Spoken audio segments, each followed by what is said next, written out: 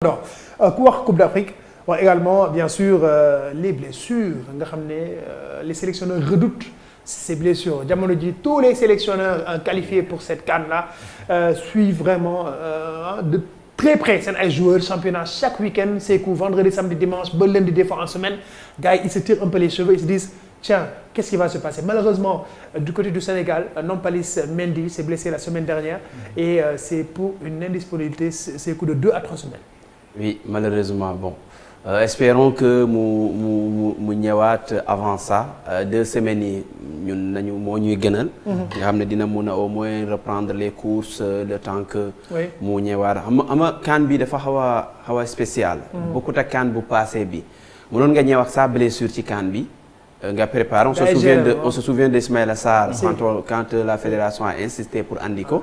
après da koo bàyyi ba moment bi ñu koy andi fekkee pare na mu mun a jouer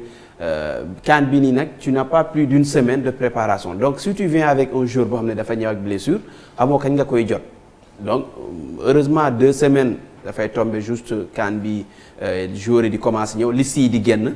J'espère juste que Sénégal dina ci jël ay infos yu war. et ça moi j'ai confiance. parce que gis nañu liggéey bi nga xam ne def nañ ko ci Ismaïla Sarr. voilà mais justement avant ñuy déglu en tout cas le coach de Nampalys Mendy Franck Hez on va l'écouter je pense que si c'est bon mais en attendant ma ñëw ci Lamine Mandiang Lamine on a tous eu peur parce que xam nañu déjà. njëriñ bi Nampalys Mendy am au milieu de terrain c'est quelqu'un de très généreux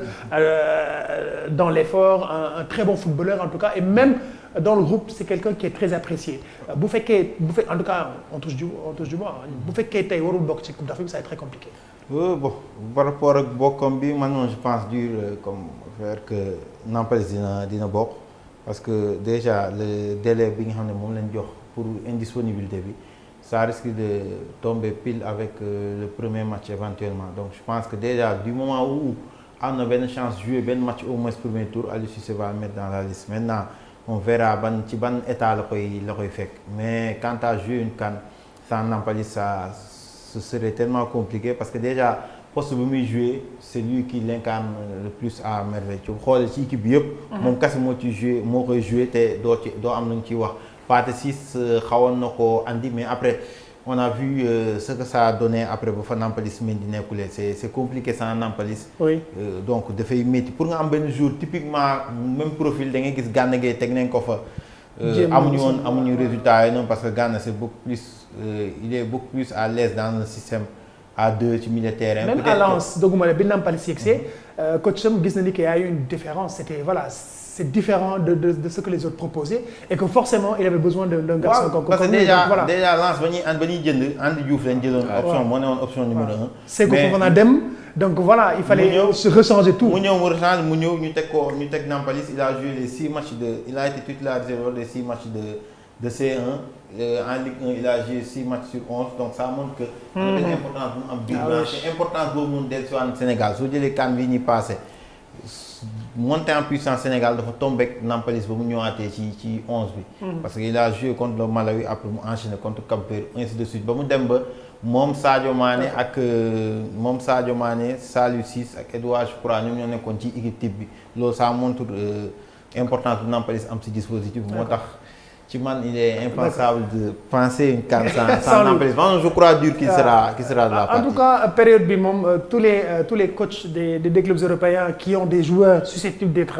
à la CAN voilà c'est une guerre de la communication c'est vraiment une guerre des coms ku ci nekk ak humour on va écouter Franck Hez l'entraîneur du RC Lens. Je n'ai pas parlé c'est la rubrique Tanière. Certain, c'est que sur ce qu'on a évoqué au vu de la nature de sa blessure, c'est 3-4 semaines. Voilà. C'est bon.